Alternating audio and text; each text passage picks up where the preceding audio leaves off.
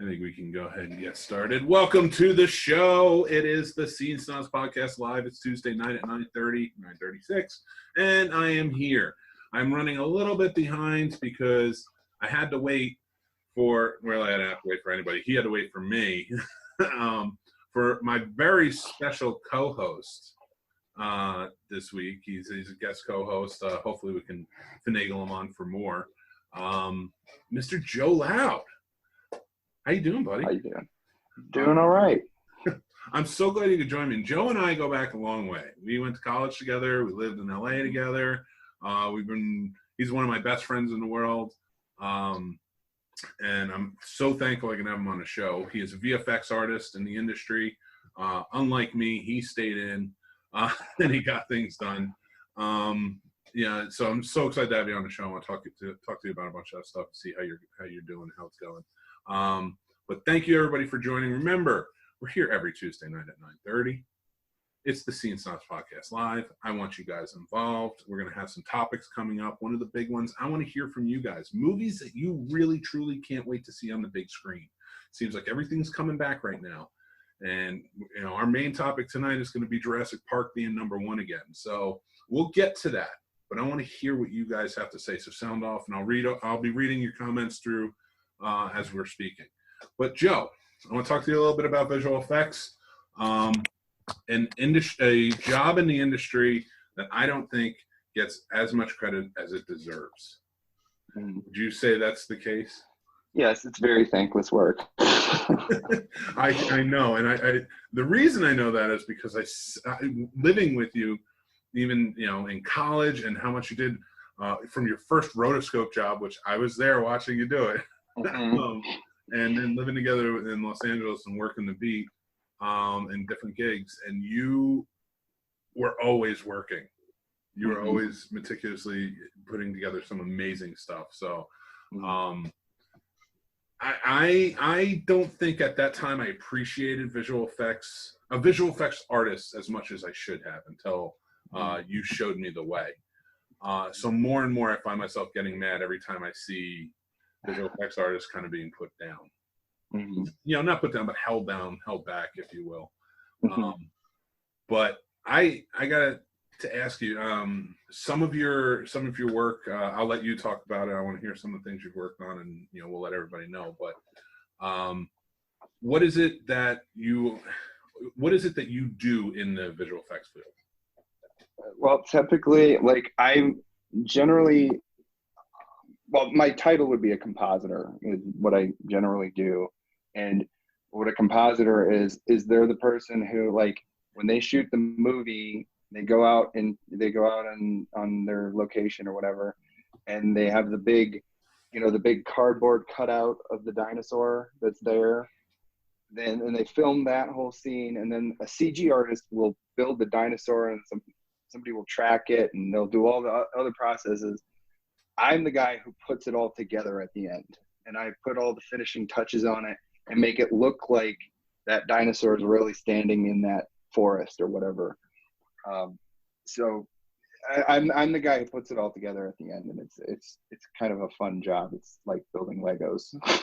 It really is, and I think, like I said, my appreciation has always grown with you, but and seeing what you do. But none more so than when I visited you at work. What was this, in 2013? Yeah, something like that. I think it was a little later because Sarah had been born. I think it was maybe 2014. Yes, I'm sorry. 2014, 2015. Yeah. And I came back out to LA to visit you guys, and oh man, you brought me into your job, and you showed me something you were working on, which was a scene from I think it was NCIS. And I don't remember what was happening in the shot. It was two of the stars walking away on an aircraft carrier from. Oh yeah. And when I tell you guys that there was nothing there except for the two actors, he showed me the scene finished, and there was an ocean. They're in an aircraft carrier. The helicopter just landed. The propellers are going. People are running around, all in the background and stuff like that.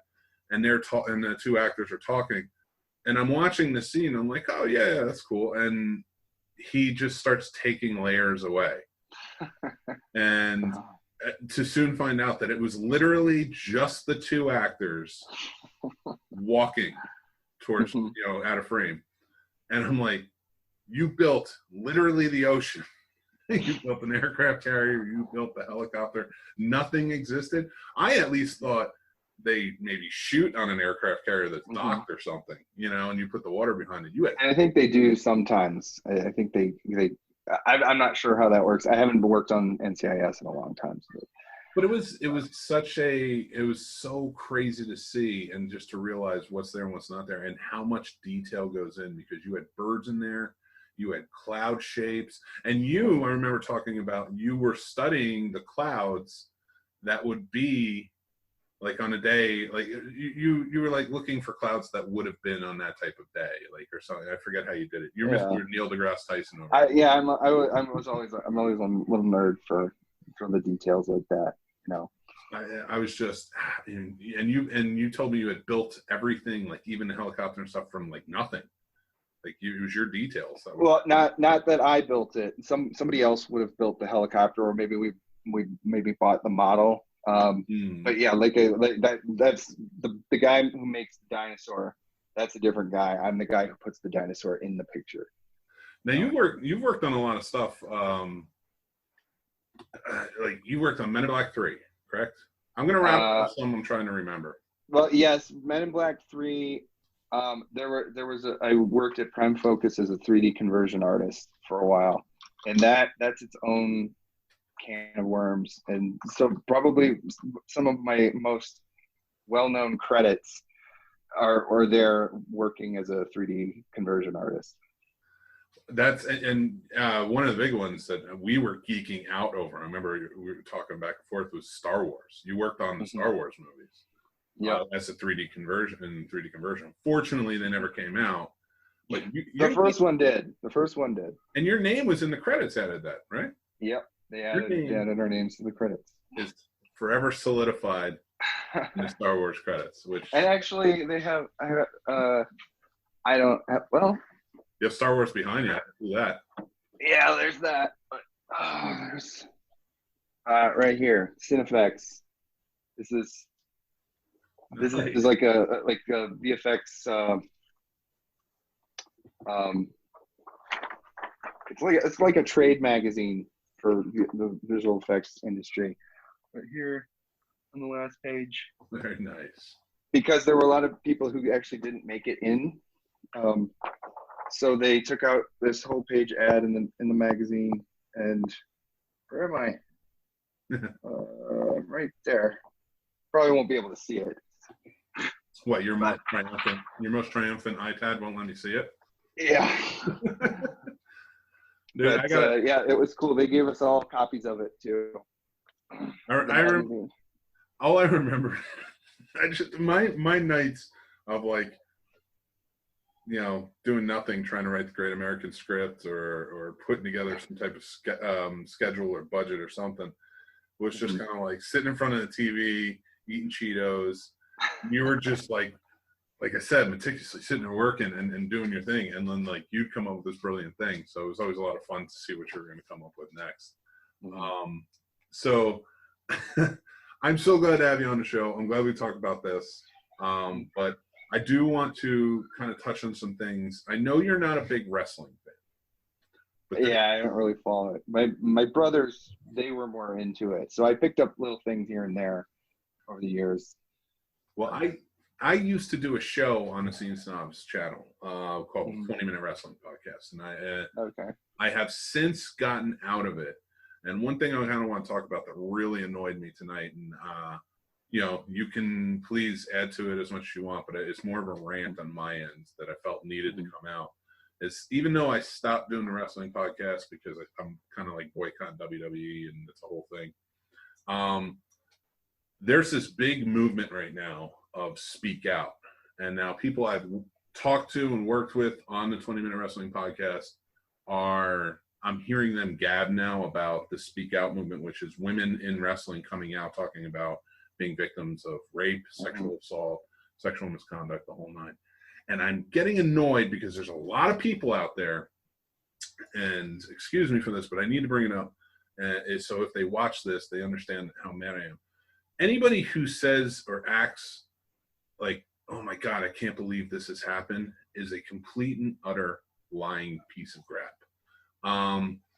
Everybody knows for years that it's been like this in the wrestling industry. Since the beginning of the wrestling industry, women have been mistreated horribly, sexually, and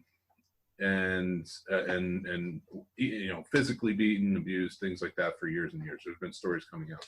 So I just wanted to bring that up. I wanted to put forth, and I'm sorry, Joe, I know on your guest, as you as a guest co-host, I'm kind of bringing it down, but I felt I needed to say that because more and more people are coming to speak out, and more people I've worked with are reporting news, and they're acting flabbergasted by the whole thing. And I'm just like, this is bullshit. You've known about it, and you haven't said anything about it in years.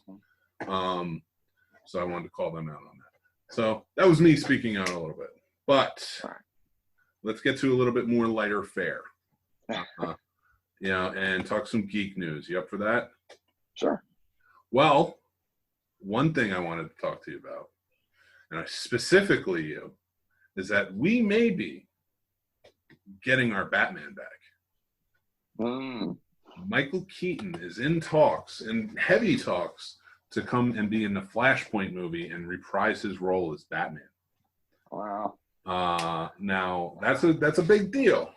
I mean, we're getting Michael Keaton back as Batman, and the heavy rumors are that he'd kind of replace Ben Affleck. They would rework it so he is kind of the main hub Batman in the DC movies. So they're going to introduce the multiverse and stuff like that. Now, I know you're not a comic book guy. Not much like you are, but I do know. I feel like I missed the boat, and I'm so like just trying to get into it. It's like trying to watch The Simpsons from the beginning. It'll take you like years. Well, I do have to say, you at least know who Batman is. You've at least seen the Batman movies. How do you feel about Michael Keaton coming back, man? Do you think that would be awesome? I think it would be cool. I mean, I don't know, like with the DC movies, you have the original Superman and then Nolan's Batman movies. Those are the ones that I remember the best. And the Tim Burton Batman movies, I think I saw them back around when they were new, and I don't remember them as well as I should. I should watch them again. But it would be really cool to see him. He was a good Batman. You know, he had his own take on Bruce Wayne. You know, he was interesting too, because I remember people didn't like the fact that he was going to be. It was kind of like the Heath Ledger thing when he became Joker and he was announced. People didn't like that Michael Keaton, the comedian, was going to be Batman. They thought it would be a joke, and now everybody's like vying, like, get him back as Batman. Actually, Chris Sales, one of my guys who watches the show, thank you, Chris, for this, supposedly on the Spider-Man movie that Michael Keaton was working on, he would keep walking past Tom Holland and whispering in his ear, "I'm Batman." Now, let's take that in for a second. A 16-year-old, 17-year-old kid who's playing Spider-Man in probably the biggest Spider-Man movies ever has Batman walking up to him and telling him, "I'm Batman." Like, that's gotta bring you down, man. I am excited, though. I think it opens up. I have not been excited for a DC movie, and I don't know how long. They've been annoying. They keep changing things around. They're not getting anything right. Doing too much. Yeah, I don't know, like, what. I don't know what they're doing. Why they keep making these side things. Like, you know, The Joker was a good film, but it's like, what are you doing? Is this supposed to be tied into? I don't think it is. If it is, it's I've had some talks with other friends about The Joker. Anyway, I don't want to harp on it, but yeah, it's kind of a mess. It's like with the Birds of Prey, Suicide Squad stuff, and like, they just don't. DC doesn't, which I've talked about this before, because I talked about this with Universal and their Dark Universe thing they had going on. And then I talked about this with the DC. They all own the rights to their characters. Like Marvel was kind of, had to make a deal with Sony, had to buy Fox for most of their characters, just to get these mega characters from comic book lore into their movies. Because it did, like, there's certain things that don't work without Spider-Man. There's certain things that don't work without the X-Men eventually coming up and things like that. So, Marvel worked so hard. They put together a plan. They built it out, and it worked. They took the years to figure it out after hits and misses. So, I mean, they could have done this earlier, but I really think they just stopped and said, let's do this. And then you have everybody else playing catch up. And rather than, okay, we're going to sit down, we're going to plan in 3 years' time, we're going to have our first movie come out. And, we're going to connect it to Man of Steel or something or whatever. They were just like, what does everybody want? Oh, we want Doomsday versus Superman. Okay, let's do that. Let's put Batman in there. Let's put Wonder Woman in there. Anybody, like I said, anybody who knows me and knows, like, I was more of a DC kid growing up. So for me, not going to see Justice League in the theaters is a big deal. Yeah. That's like, I know a lot of people are probably like, yeah, whatever. I'm like, no, that's a big deal. If I didn't go see Avengers and you were comparing, my childhood self to me or whatever, or Iron Man or whatever, you'd be like, okay, that's fine. He didn't really read Iron Man. He didn't, I kind of read Avengers, but not really. It really only when it tied in with bigger stuff. Like Spider-Man was another big one. Like, you got to go see the Spider-Man movies. So for me to not go see a Justice League movie with everybody in it, that tells you something. And I'm not saying I'm special. I'm just saying I know I'm one of many who probably did the same thing because that movie did horrible. Now, to get past that, I am back in if they get Michael Keaton on board. They bring Michael Keaton on board, I am back in because he is going to be Batman Bruce Wayne from 89. Like, it's going to be him, just older. So they are doing it right, in my opinion, on that. And so do you think are they going to do like the what is it, Batman Beyond, where it was like a younger Batman? Like the older Bruce Wayne was like training a new Batman, or that's a good question. I don't know. That would be awesome if they did. Everybody for a while has wanted that. Everybody for a while has wanted him in the Batman Beyond setting, training Terry McGinnis to become the new Batman. But if they can do this where Flash meets up with him and goes into his universe, brings him back, and then he pulls together the Justice League or whatever, I'm in, man. I'm in. They can do whatever book they want to do. Hopefully Kingdom Come, which is one of the best. I know you were talking to me about certain books to read. That's definitely one you should. But right now, it's so amazing to me that this is sorry. So it's so amazing to me that they're bringing this back out. I'm in love with it. I can't wait for this to happen. Now, we were talking about, remember everybody, the topics tonight, which I don't think anybody's watching anyway, so that's okay. Topics tonight are, what movies do you want to see on the big screen? So let us know what you guys think. All right. So to switch gears a little bit, I want to talk to you about Jurassic Park. So we were talking about it this morning a bit, and you were the one that first let me know that Jurassic Park was #1 at the box office for the first time in 27 years. Correct? Yeah, it's like Jurassic Park and Jaws are like up near the top. Yep, Jurassic Park is #1, 187 screens, and it made $516,000, and became #1 at the box office. And I got to tell you, I went to it's all drive-ins right now that are doing that. I don't know if you have any drive-ins near you in New Mexico. I've been meaning to look it up. I haven't yet. Have you ever been to a drive-in theater? I've actually never been to a drive-in. No. Oh my God, let me tell you, it is an experience onto itself. Like, you gotta go to a drive-in. You would especially, I think, would really dig it. You love that Americana type stuff. And that's kind of what it is, dirt parking spots, just, you got the old microphones. I'm going to look it up now while I have you. Drive-in theaters, New Mexico. And I am going to see. You have one. You have one in Fort Union Drive-In Movie Theater. Where is it? In Fort Union? Oh. I don't know exactly. It's in Las Vegas.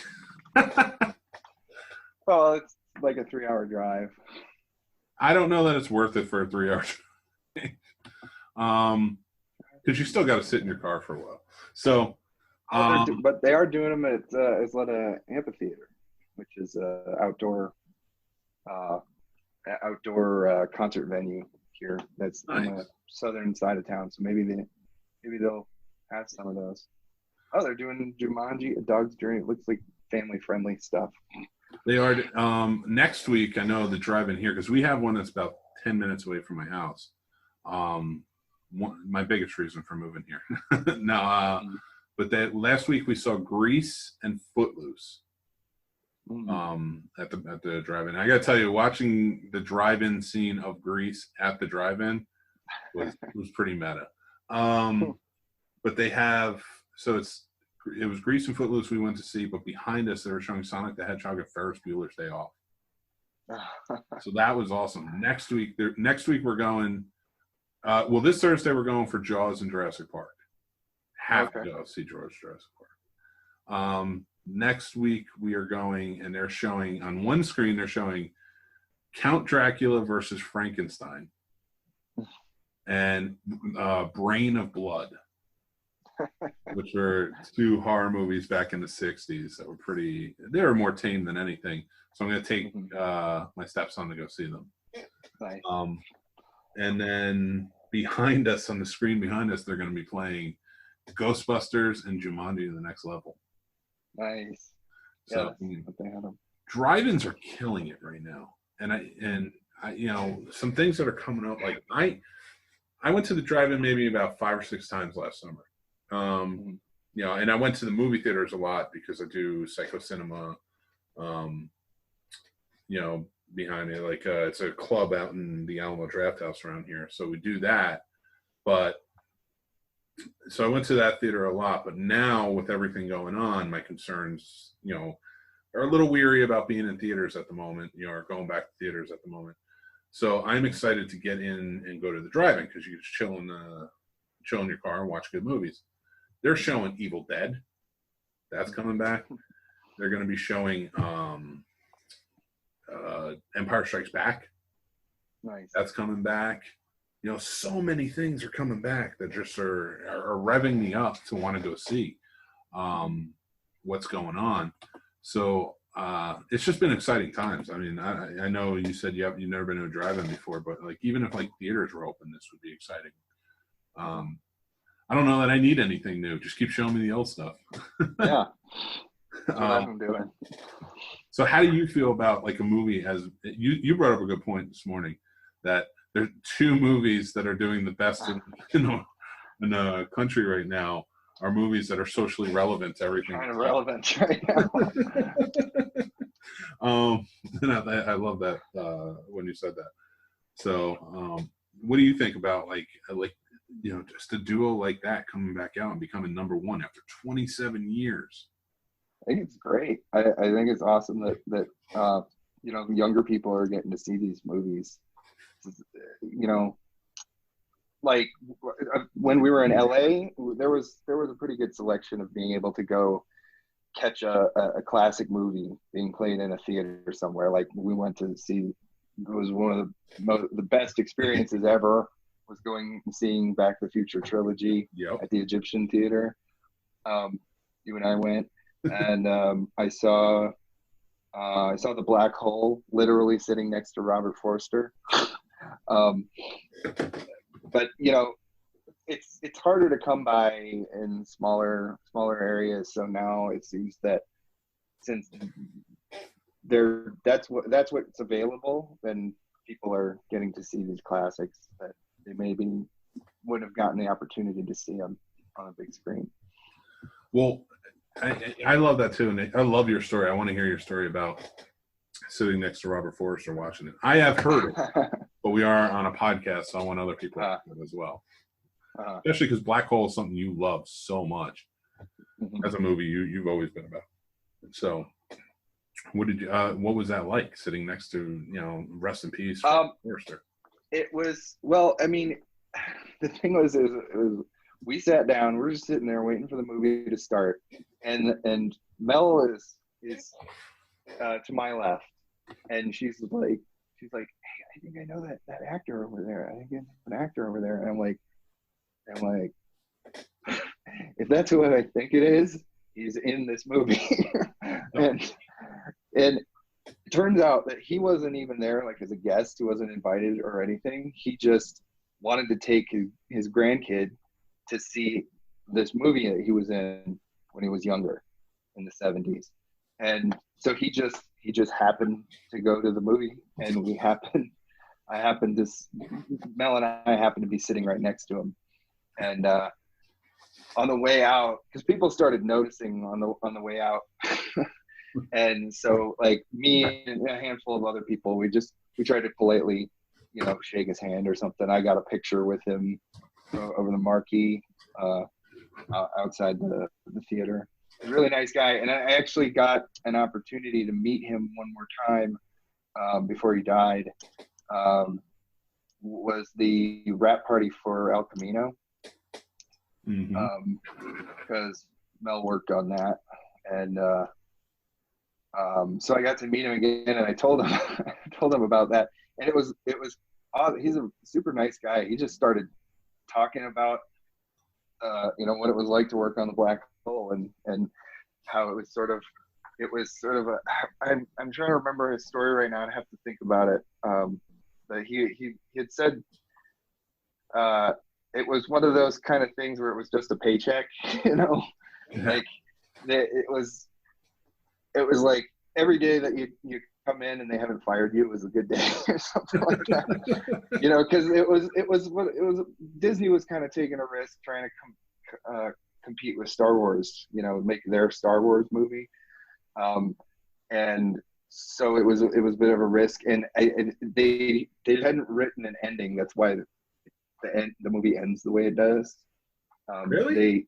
They were kind of very unsure about how they were going to end it, and so they just kind of tacked on that heaven and hell thing at the end. So, but he was just saying, like, every day I didn't get fired was a good day. It's funny. Yeah, I always got the Black Hole and what was it, the Final Countdown with Kirk Douglas mixed up, where they go back in time to Pearl Harbor. Yes. As a kid, I don't get it mixed up now. As a kid, I got it. Yeah. Because they would show them both on TV a lot, and then it both kind of felt like, I don't know why, it just felt like very military at times. So I always got them mixed up. But that was, so when all right, so I'm kind of getting off topic of what you were talking about, and I want to go back to it. But I just found out recently, I didn't realize that the Final Countdown with Kirk Douglas was produced by Lloyd Kaufman, which has Trauma Video or Trauma Entertainment. Oh, okay. That, I don't know why I felt that. All right, my brain, so I don't have to explain it to you. My brain was just kind of like, yeah, that's where I went. as he's explaining the story about the Black Hole. That's where my brain went. But I want to go back to what we were saying. We did. My first time seeing Back to the Future on the big screen was with you when we went to that triple feature. Oh, yeah. I know you said you've seen it several times. Yeah. Now. Yeah, I haven't gotten to see it again since then, but you have not watched Back to the Future since we went there? No, on the big screen. Theaters. Yeah. I've seen it. It's like a monthly at least. Yeah. And I've showed it to Sarah, my daughter, and she loves it. She quotes it, and it's really silly, the things that that she repeats, you know, like from E.T. and from Back to the Future. Before we go on, I just saw a comment that popped up that pertains to both of us and the person commenting on it. So I feel like I should bring it up. Let me read the comments real quick. Len Francis says, New Jersey has been erecting drive-in theaters via farms or parks. It's been doing well. Our town has been showing kid-friendly movies. Well, New Jersey is where the drive-in was born, where movies were born. Andrew says, hey, Joe. Rob says, it's awesome that the classics are coming back. I agree. I'm hoping it's something that doesn't change when things settle down. I agree, Rob. Never seen The Black Hole. You should. It's a good movie. Len Francis says, same, Rob. I always pass the cover at the Hollywood Video and I've heard of it, but I guess it was, I need to add it to my list now. But you should. Black Hole is a good movie. Keep saying that. And then Rob says, it was on sale for 99 cents on VHS at Suncoast Video. Both places I've worked. They both name places that I worked. I bought it for Christmas for all my friends. Didn't pick myself up a copy. Oh. And then Andrew says, I'll read Rob's first. Violet really liked Back to the Future too. Some of it went over her head though. That's fair, and it will. Just like the blowjob scene in Ghostbusters. That I had no idea that existed until I was an adult. I knew it existed. I didn't know what it was. I was just, oh, he's dreaming. And there's a ghost there. Andrew says, and I'm reluctant to say this comment, but Andrew says, ask Joe about Second Grade to Love and the experience he had working on it. For anybody who doesn't know, a very long time ago, there were three bros and they did a show. And they did a little movie called Second Grade to Love. I happened to be one of the bros in that show. I wrote that piece of crap. It is a terrible movie that nobody will ever find. I've hidden it. Joe, his wife, and Andrew, who asked the question, have all worked on that movie. I quickly want to move on to the Joel Schumacher movies because the man passed away, but I will allow you to answer this question.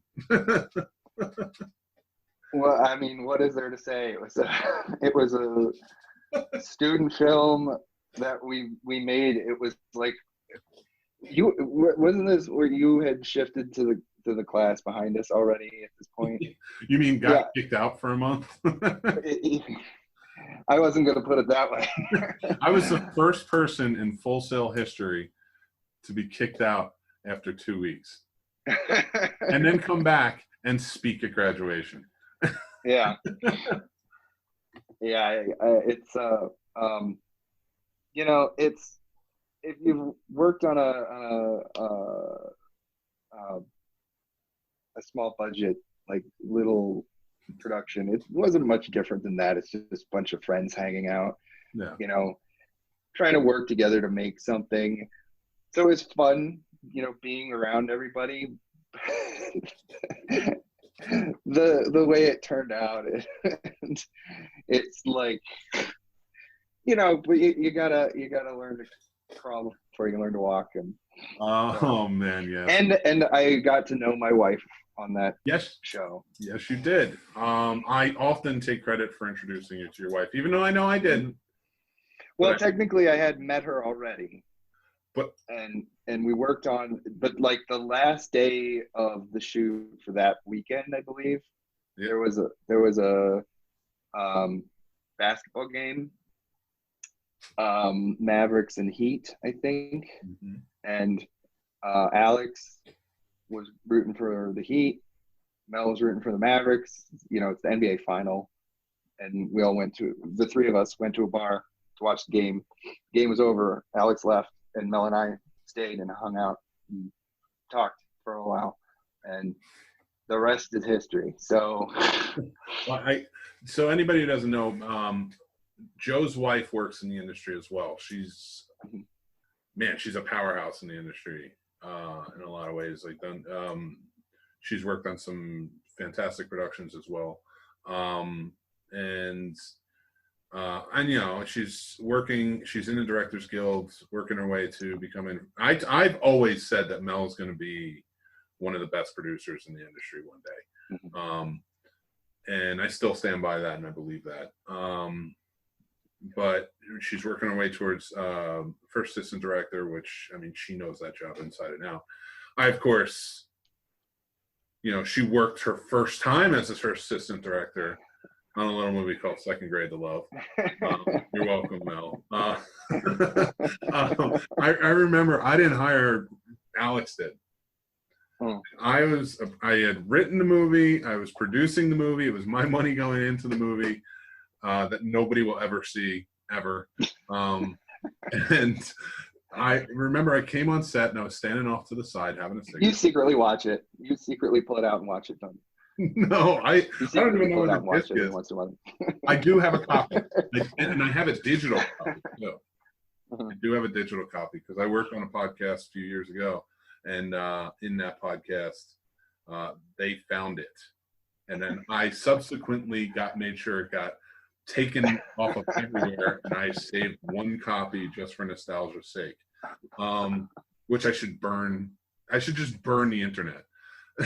Now that I think about it, the editor, he lives here, as well. I haven't hung out. He might still have a copy. I know. After all these years, I highly doubt it. It was just a really bad movie.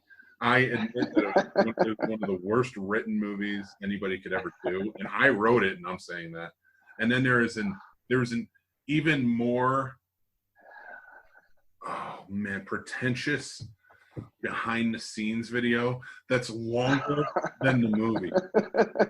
That's how pretentious we were. We made a behind the scenes video where we were being interviewed. We directed our own interviews. We got somebody to come in and be the interviewer, but we directed our own interviews. How pretentious were we? And it was 30 minutes long, whereas the movie's like 16 or 17 minutes. It was is the movie even that long? I don't know. I love her. It's just this. Oh, I can't believe this is what we're talking about. Thank you, Nick. So this is such a stupid movie, and we're still talking about it. So what's going on here?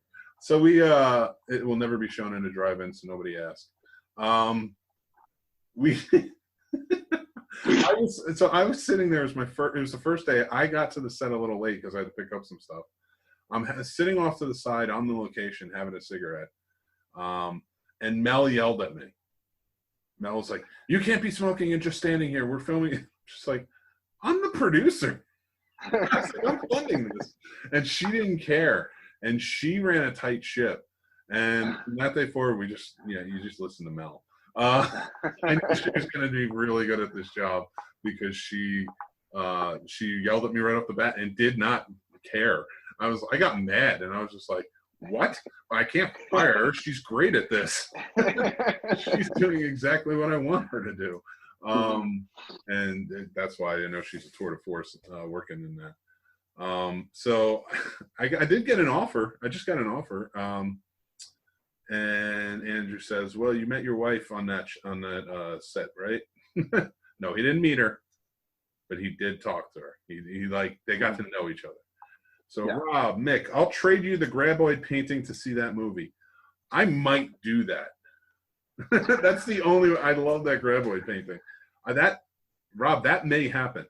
That's the only way. I mean, he would have to sit with me, never touch the copy, not go to his house. You have to pipe it in, like stream it from a secure location. You'd have to sit with me and watch this, and that's it.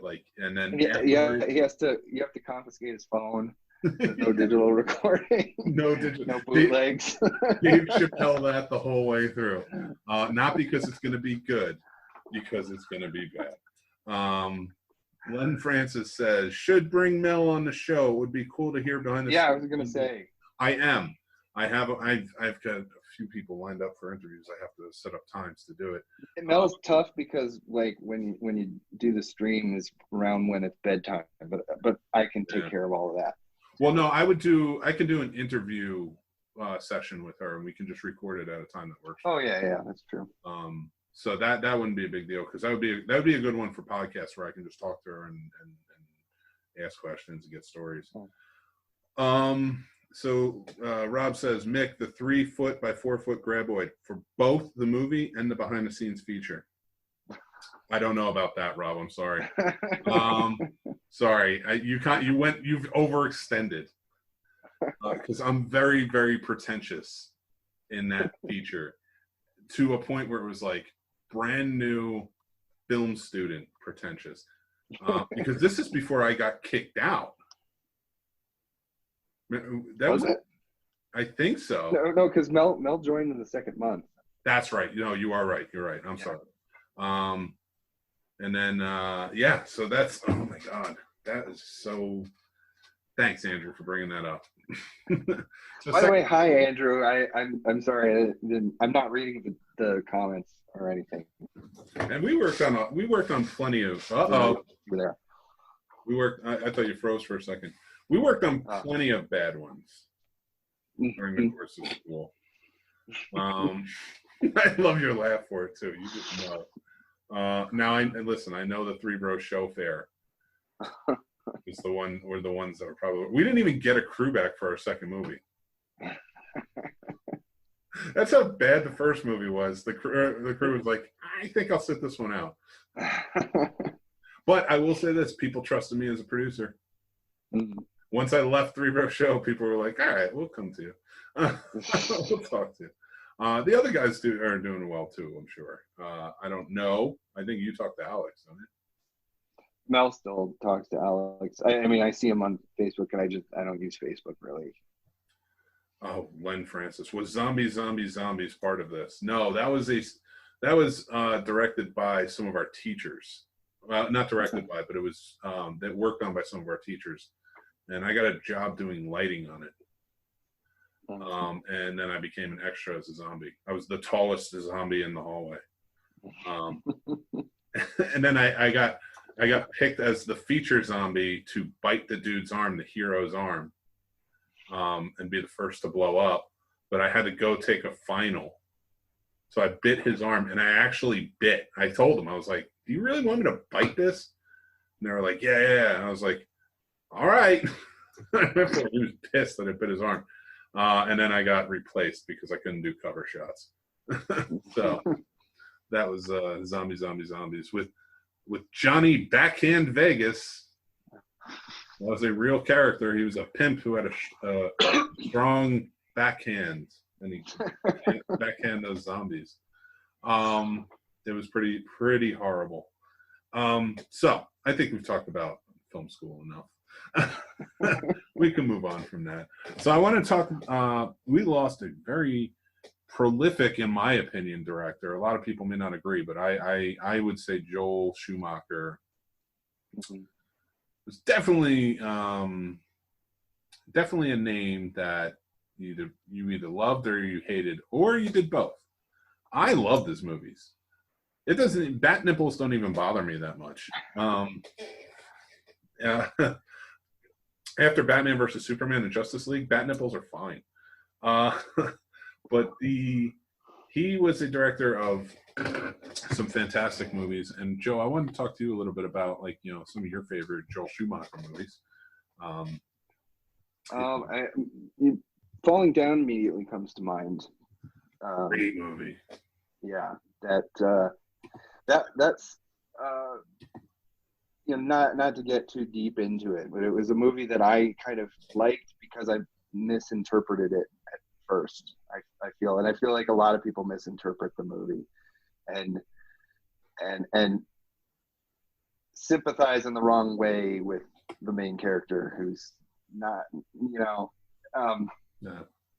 But anyway, there's also he did Flatliners, right? He did Flatliners, and 8mm. 8mm, yep. Yeah, that was a movie he did. That was around, I think, a little after 7 came out. So there was kind of a surge in kind of the gritty crime movie, that had some kind of disturbing themes to it, you know. So and then 8mm came out, so and I loved 7. So when 8mm came out, I had to go see that too. That was I think a lot of people forget the movies that he did. Like, I mean, we all know Lost Boys. oh yes, yeah. He was, I mean, St. Elmo's Fire is arguably one of the biggest Brat Pack movies, especially in formulating the Brat Pack altogether. Because yes, you had Breakfast Club, but St. Elmo's Fire was kind of like the extended version. Everybody was pretty much in that movie except for Molly Ringwald. Which I have not seen that, and I didn't know Joel Schumacher directed it. Yeah, that was his second movie, second or third movie. No, he did The Incredible Shrinking Woman, and then he did DC Cab, which was the Mr. T movie. Okay. Adam Baldwin, Jane from Firefly was the star of that movie. Oh, okay. So he did Lost Boys. He did Cousins. Remember the Ted Danson movie where he falls in love with his cousin? No, I don't remember that one. No. I remember that catching such blowback from people because it was called Cousins, and it was a romance movie about Ted Danson falling in love with his cousin. I'm not the character. I'm literally saying it was Ted Danson falling in love with his cousins. That's how deep this goes. Then he did Flatliners, and he did Dying Young, which was a Julia Roberts like movie where she like was dating a boxer and he died. So he was pretty good. He got. It was kind of funny that he went from. You had like DC Cab, which is an outright comedy. Then you go to St. Elmo Fire, which is the angstiest. I mean, even more than Breakfast Club, in my opinion, is the angstiest Brat Pack movie. Then to Lost Boys, which is an angsty horror movie that we all just love. Like he got the angst right. After he got it wrong, like it was overly angsty. Like, all right, I don't care. The movie's like 40 years old, so I'm just gonna ruin it for you. St. Elmo's Fire ends with Demi Moore sitting in her apartment with all the windows open, but there's bars on the windows. It's important to remember. In her apartment, in her underwear, freezing to death in Chicago cold, and all of her friends rush to her aid but can't get in the door. And they're like, open the door, we're just here to help you, we want to help you. It's so, and she's so like, she's crying because she's depressed and shit. And that's how like she's choosing to commit suicide. I'm not making a small, I'm not trying to demean suicide in any way, shape, or form. But this movie definitely did that by choosing this route to go with it. And then like you get Lost Boys and you get Cousins. Yeah. And then you get Flatliners, which is an out there bonkers movie, which I love. And then you get Dying Young. And then to culminate in all of that, Falling Down. People haven't seen, you have at least probably seen the Foo Fighters video, which mimics it. It's definitely an interesting movie, and I don't think that's one that, like you said, it's very easy because you want to sympathize with Michael Douglas's character in the movie. And when you walk away from it with different eyes, like when I was younger, it was like he is the hero. So at the end of the movie, you're kind of like, he's just trying to get to his daughter. I think it was his daughter, right? Yeah. He's trying to get to his daughter's birthday party or whatever, but he's causing havoc throughout the entire town. And then so you're like sympathizing through him because you feel like you're supposed to. You feel like he's the guy who's supposed to be the hero in this, doing things that we've all wanted to do. He is not the hero as you go on. He is very much the villain of the movie. We're just following him more than we are the hero. Robert Duvall's character is the hero of the movie. So it's a very twisted movie, which I don't think in today's world would work. You know, I don't think that they would allow the audiences to sympathize with the villain as much. Like, sympathize with the villain's fine. Like, you can sympathize with Darth Vader. You can sympathize with a lot of villains. I think sympathy is what makes villains so much better. But my meaning here is, with Michael Douglas in this movie, is he doesn't do anything that you really should sympathize for. He just gets mad, is really what it comes down to. I mean, you can explain it away with mental illness now. In the 90s, they did not do that. But what's your take on it? Would you think they could make that movie today? Well, I don't know. I mean, you could probably draw comparisons with like the Joker that just came out, you know, because he's sympathetic, but he does bad stuff, you know, and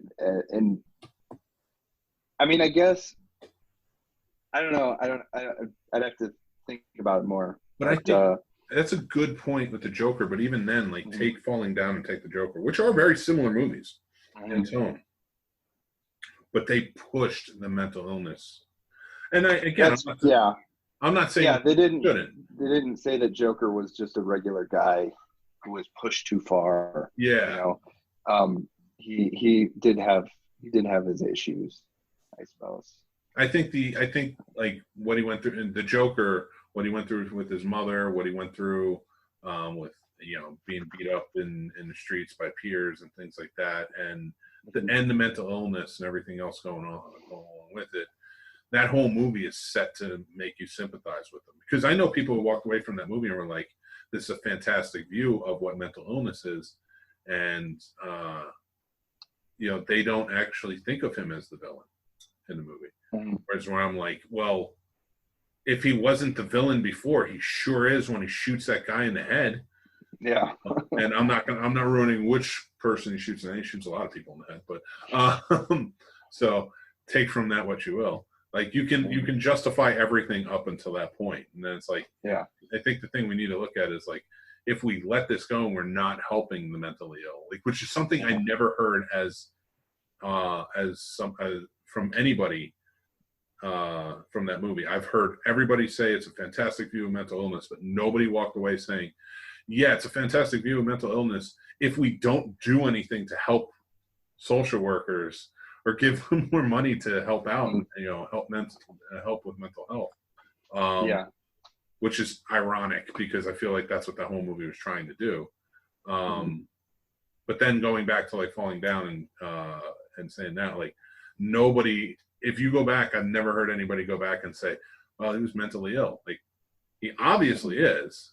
You know, we say push too far, but by the time we jump in, he's like already snapped. You know, so it's because he hadn't been going to work for months, but didn't tell anybody. Yeah, even like pretending to go to work and like getting stuck in traffic, I guess, just for no good reason. And so he was a person who sort of the capitalist system was sort of spit him out, you know, and then he kind of blaming everybody around him for all of the problems that he's encountering, and which is, you know, topical. It's topical too, because if you think about it, the only person who was sent to deal with them was the cop. Yeah, like there was nobody there for mental illness to be like, you know, it's 1993. This is a very different time back then. And the one redeeming thing he does is he kills the Nazi guy. He does. He does do that, which added to the sympathy, I think. Yeah. And then we get, but this is what I loved about Joel Schumacher, though, is he can make movies like that, and then he can do the Client, which was a pretty big movie when it came out, which was John Grisham movie. You know, thriller, and then of course he does Seal, Kiss from a Rose video. Oh, really? Yep. I didn't know he did. Because he got the job directing Batman Forever, and that was the song that was in that movie. And you know, so it's funny to me that it goes on to Batman, and he definitely made Gotham his own in that movie. It is a memorable Gotham. And then he directed A Time to Kill, a poignant movie about racism in the South. And then Batman and Robin and put nipples on Batman and Robin. But not Batgirl. I mean, what's happening here? No equal opportunity. He has had some great movies, I think, because even in like later in his career, 8mm, Tigerland, Bad Company, Phone Booth, The Phantom of the Opera, number 20. That's right. Yeah, that was a great one. And you don't, I think he didn't catch, he did some House of Cards episodes, things like that. Like, he did a lot of stuff. So he passed away this week at 80 years old. He had a year-long battle with cancer. It's very sad. Very sad to hear too, that, you know, went through that. But, you know, I wanted to say, and I think Joe, you do too, you feel the same way, is we lost a great director, and may he rest in peace, you know. Yeah. I wanted to show some appreciation for his work. I know we've been going a little bit long. I am so happy that you were on the show. We got to talk. I think we would have ended earlier if somebody didn't bring up Second Grade to Love to talk about that. But I had a fantastic time talking to you. I love when you come on the show. So anytime you want to come on, man, please do. Yeah, start doing it more. You should, man. I'm always up for you coming on the show because we always have good conversations. And I'll tell next time you do come on the show, make sure we tell the Alba Varden story, because that's still like one of the most touching things to ever happen. And I tell that story all the time. Do you know what my friend Joe did for me?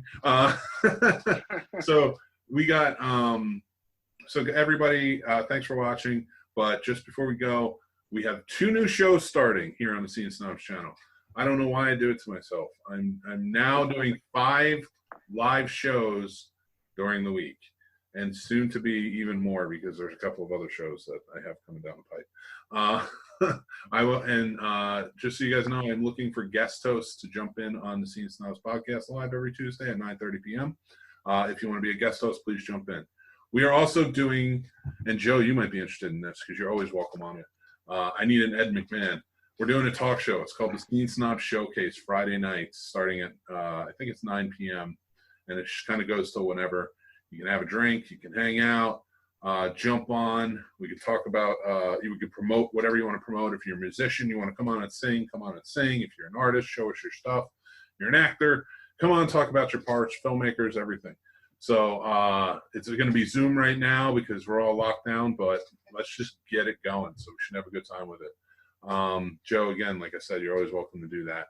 That starts this Friday at 9 p.m. So if you want to be on the show this week, let me know, message me, and we can talk about it and we'll set it up.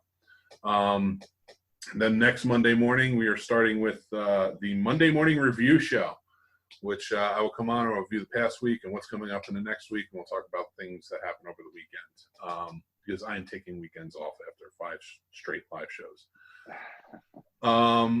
We are kind of shifting gears. The Scene Snobs Podcast Live is going to be its own entity on Tuesday nights, and then we're going to do Scene Snobs interviews. It's going to be its own separate show.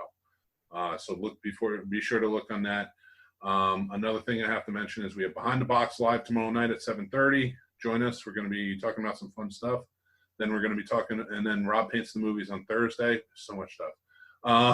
You can check out the schedule and info and more on thescenesnobs.com. It's all on there. We're going to have articles coming up, so if you want to be a contributing writer, jump in, let me know, message me, and we'll talk about it. I know I got you sitting here waiting for me, and I'm sorry about that. There's just so much going on. Make sure you're following us at the Scene Snobs for all our information, stuff like that. We have a brand new episode of Pulling Focus, which is mine and Brian Patrick from Skyline Indie Film Festival's filmmaking podcast. And we talk about Father's Day movies and things like that this week, and some stuff going on in the movie industry. So jump on that. It's up now. You can go to thescenesnobs.com for links. All right. I don't think I have anything else. I don't think there could be anything else that I have on this show. Because that's a mouthful. It really is. And I'm always doing show prep, and you know what that's like. So thank you, everybody, for chiming in and joining in. Joe, again, thank you for jumping in. Please come back again. Thanks for having me. And until next time, everybody, take care. I love yous, and have a great one.